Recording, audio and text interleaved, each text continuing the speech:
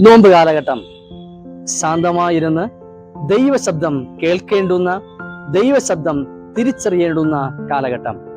ദൈവശബ്ദത്തിനായി കാതോർക്കേണ്ടുന്ന കാലമാണ് നോമ്പ് കാലഘട്ടം.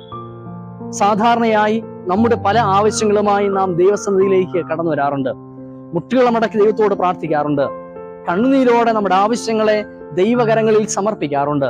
എന്നാൽ പലപ്പോഴും നാമും ദൈവവും തമ്മിലുള്ള ഈ പ്രാർത്ഥനാ ബന്ധത്തിൽ ദൈവത്തോട് നമ്മുടെ ആവശ്യങ്ങൾ പറയുക എന്നതിനേക്കാൾ അപ്പുറമായി ദൈവത്തിൽ നിന്നും കേൾക്കുവാൻ പലപ്പോഴും നാം തയ്യാറാകാറില്ല.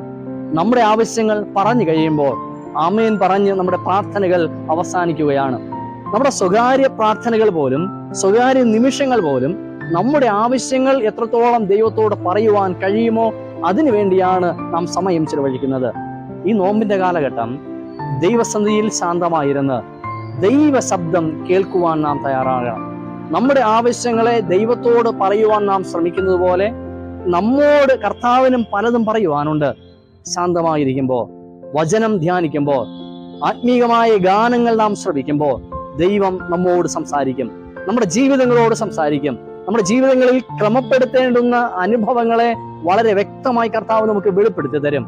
ക്രിസ്തു നമ്മിലൂടെ എന്ത് ആഗ്രഹിക്കുന്നുവെന്ന് നമുക്ക് തിരിച്ചറിയുവാനായിട്ട് കഴിയും.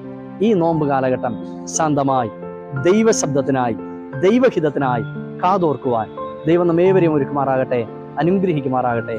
ആമേൻ.